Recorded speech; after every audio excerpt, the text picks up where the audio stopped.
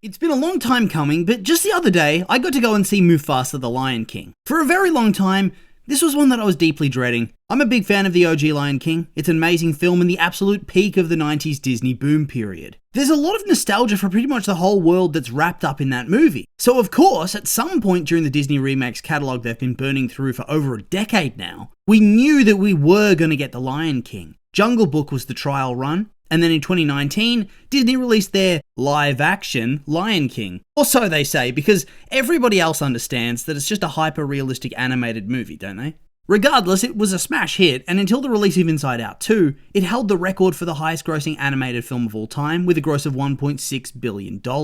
Not too shabby at all, if you ask me. But we're not here to pat a multi-billion-dollar company on the back for a big box office. Was the movie good? That's all a fan should really be caring about in this context. Spoiler alert, it wasn't. Sad to say, but this film was very dull and lifeless, and whilst the animation was beautiful, it also just lacked so much life with a particular focus on the one-note facial expressions of the animals. The acting was also very bland and uncharismatic, so for the most part, they were, well, not firing on all cylinders. All in all, it's pretty much the original film, but worse in every conceivable way. It was also just one in a string of very bad Disney remakes that we saw churned out during the late 2010s to now. Some were decent, of course, but most were simply so bad it's all you can remember. With that glowing history, I think that anybody with even a lick of common sense would think that you should approach the release of this Lion King prequel with a healthy dose of skepticism. However, we started getting teasers and trailers and whatnot, and I'll confess, they filled me with hope. I thought that the animation overall looked a lot stronger, especially in terms of the expression that we were seeing on some of the animals, specifically the lions.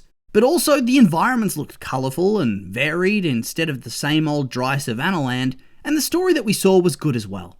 I was pretty excited. There were a few quibbles and doubts here and there, but for the most part I was optimistic, and then legitimately hyped when they started releasing some of the songs. Lion King is such a music-heavy franchise that these had to hit if it was going to be successful. For me, they did, and I grew more and more eager for the film to just release already. Next, the reviews started coming in, and it did not do very well for itself there. Very mixed indeed. As of writing this, it has a 59% score on Rotten Tomatoes, which narrowly places it in the rotten category. Particular criticism was leveled at the story, which many called creatively redundant and lacking in imagination. In a word, derivative. In addition, despite steps being taken in the years since the release of the first film, there are many that think that the photorealistic style simply doesn't work for this type of story and that it dulls the emotion of the film. As of right now, the reviews are well and truly quite bad, and so we'll have to wait and see if the movie can pull itself out of that. After all, it only has 94 reviews as of right now, and no audience score to speak of. There's plenty of time. In any case, this really threw a bucket of cold water all over my hype. I went into this film expecting the worst, expecting it to just be the Lion King of 2019, and a devastating disappointment. After all, when have the critics ever been wrong before? They're very much in touch with the interests of the majority of the audience when it comes to family entertainment. That's for sure. Wait, hold on. Part of me has to wonder if I watched a different copy of the film to everybody else or something, because I genuinely thought it was a really good movie, well and truly head and shoulders above the travesty of 2019. So I'm sitting here just wondering, am I the one who's going to be out of touch with the wider audience on this? Or are the critics being too harsh for the same old reasons? A lack of understanding of what makes a good family film, and what criteria you should be judging it on, mingled with a feeling of fatigue and disdain towards the Disney remakes that seem to release every year without fail and threaten our previous nostalgia. It can be a truly dangerous thing to make somebody feel like their childhood favourites are being ruined. I don't think that happened here though. I thought the film was really fun and certainly deserves a lot better than what it's gotten so far. I suppose I'd better talk through specifically why I think it's good though. Okay, so when we're talking about a film, you can cram everything you need to know into three broad categories: sound, visuals, and narrative. Well, we'll start with the sound, shall we? When we're talking about a Disney Lion King film, we all know we're here for the soundtrack, and especially the songs that the characters are going to be singing within the movie itself.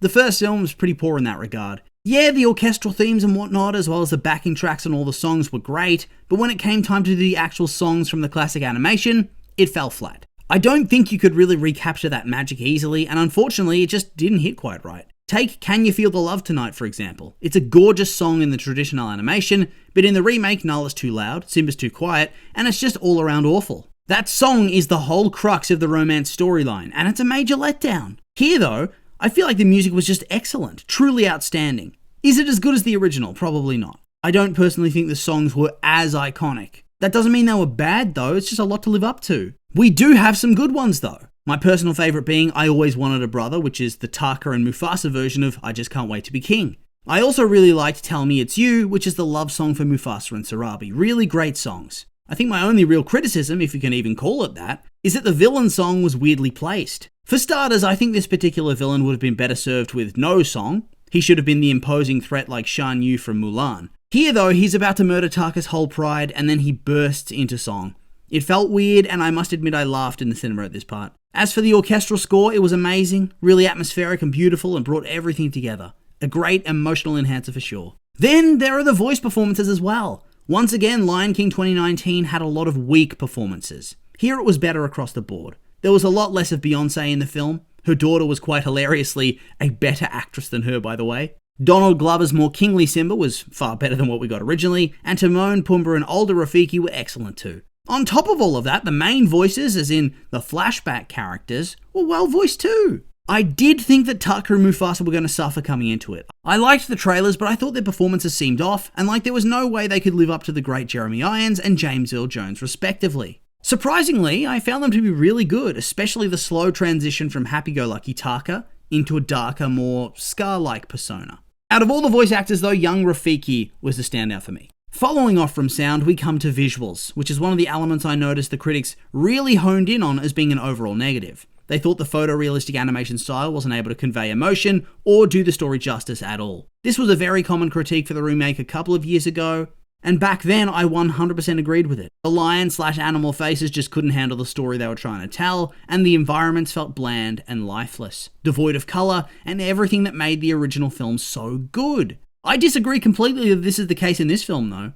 I think that some people have it in their heads that the hyper-realistic style is completely awful and can't work at conveying emotion. My opinion could not have been more different from this. For one, I don't swear off any stylized animation. As long as it's executed correctly, it's fine by me.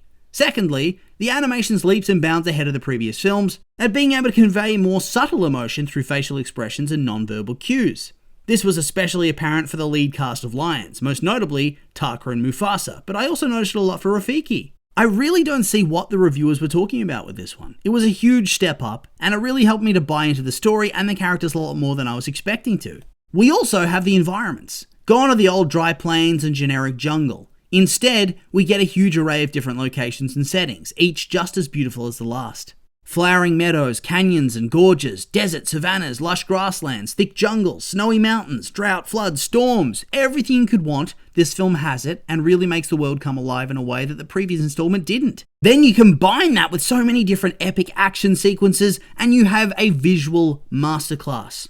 Of all the critiques, this is the one I disagree with the most. It really does bother me, especially when it's so obvious the creators actually listened to the critiques of the previous movie. It doesn't happen a lot and it should be commended. So this leads us into the final category, the narrative side of things. The story, told through narration by Rafiki to Kiara, Timon and Pumbaa, is the tale of Mufasa and his rise from lowly stray to the king of the Pride Lands. The young cub of a pair of wandering lions, Mufasa was never destined for any sort of greatness. He had a humble life with his parents in a drought-stricken land, whilst the three of them dreamed of finding a better place. One day, a flood separates him from his family, and after a long time in the water, he's saved from crocodiles by Taka and his mother Eshe. Whilst Eshe quickly comes to love Mufasa and adopts him as her second son, her mate, Obasi, the king of the pride, despises him as a stray and keeps him from being a true member. His unique upbringing, starting off as a wandering lion depending on others, ostracized by male lions and growing up as a hunter alongside the lionesses, makes him a bit of a Chad to tell you the truth. Once the brothers reach young adulthood,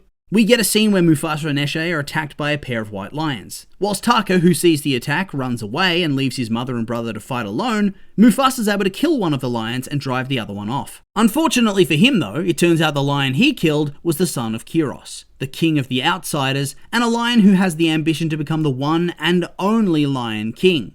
He's apparently wiped out all the prides in the valley in which they live, and now he's coming for Obasi. Taka and Mufasa are sent away to survive and continue their pride elsewhere, whilst the rest all fight and die off screen. Kiros is not satisfied though. He wants Mufasa dead as payment for his son's life, so he begins to hunt the brothers across the world as they, alongside new arrivals Sarabi, Zazu and Rafiki, try to find the mythical realm of Milele, a perfect place that Mufasa's biological parents had told him about.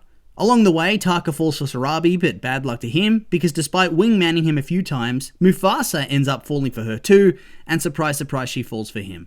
From here, Taka goes full incel and tries to have them immediately killed by going to tell Kiros where they are. So when they finally arrive at Malele, aka the Pride Lands that we know, the outsiders arrive, Taka's revealed as a traitor, which forces Mufasa to rally all the animals to fight, not just the lion refugees they found there.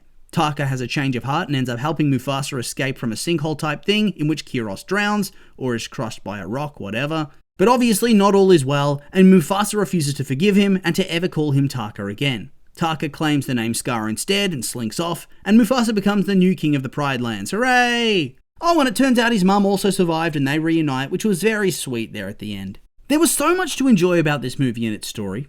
I felt like the brotherly bond between Taka and Mufasa was really well crafted and interesting. This plays out great with their tragic slow separation as Mufasa begins to befriend the others like Zazu and Rafiki. I loved that Rafiki and Mufasa considered each other brothers by the end of things too. Honestly, Rafiki was a standout character for me. I would watch a film about him and his life as an outsider in the baboon clan he got banished from. I felt the reasoning behind Mufasa being named as the king was narratively sound and had a lot of build-up across the movie. It was because he was different to the other lions that he became the best choice. He has no superiority complex. He learned to understand the circle of life in a way that no other royal lion really did before, and was able to inspire and bond with animals of all species, not just lions, which paves the way for Simba. I expected to get really tired of the cutaways to see what Timon and Pumbaa and Kiara were up to in the present, but it was actually a bit of a highlight for me. It added to the experience, and I found those sequences very funny. Kiros was a really imposing and threatening villain. He just had an aura in a way we haven't seen from a lion before, except adult Mufasa. The kind of aura where you know that this dude can throw down with anybody and win, that he has no fear. It's a massive contrast from villain Scar, who's an opportunist and not exactly a true warrior. I liked this about Kiros. It made him scarier in the context of the film and him hunting them down across Africa. In the scene where Scar makes an alliance with Kiros, there's this moment where Kiros is embracing him, but his head is just above Scar's neck. You can see on Scar's face that if Kiros wanted to, he could end him right then and there. That's the level of power and fear we're talking about. I also really enjoyed that there were a fair few callbacks to the OG in terms of story beats and big moments. Sometimes though, I think they went a little hard on the nostalgia bait. Not to the point that it bothered me massively, but it could get a bit eye-rolling at times. Only a touch though. Also, I felt the transition from Taka to Scar made not much sense. He loves his brother, but as soon as Mufasa and Sarabi fall in love, he is 100% on board with trying to kill him, then changes his mind, and then after that, we know that he's going to become the big villain who ends up killing Mufasa. With all of that in mind, doesn't Mufasa look like a big idiot for letting him stay and be around his family when he knows he's been disloyal and is clearly stewing in his own hatred? Since from the start of the movie, part of Taka's arc was the idea of him being a bit of a coward, I think instead of outright betrayal, it should have been an unfortunate mistake. Taka gets upset and goes off alone. The White Lions catch his scent and track him, which leads them to the Pride Lands.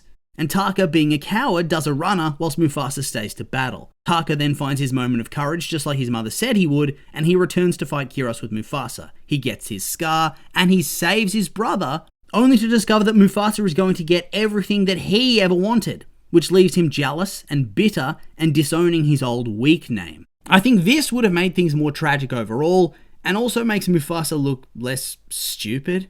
In the end, whilst the film is not perfect, it's definitely miles ahead of any of the live-action remakes that have come out in the last couple of years. To me, it's an instant classic, and the critics are being way too harsh about it. That being said though, these have all just been my opinions, and now I'd like to hear yours. What do you think of Mufasa the Lion King if you've seen it? Do you like it? Hate it? Do you agree with me the hate's overblown? Or maybe you think I'm a Disney shill? I'm curious for your thoughts, so make sure to like, comment and subscribe, and let me know.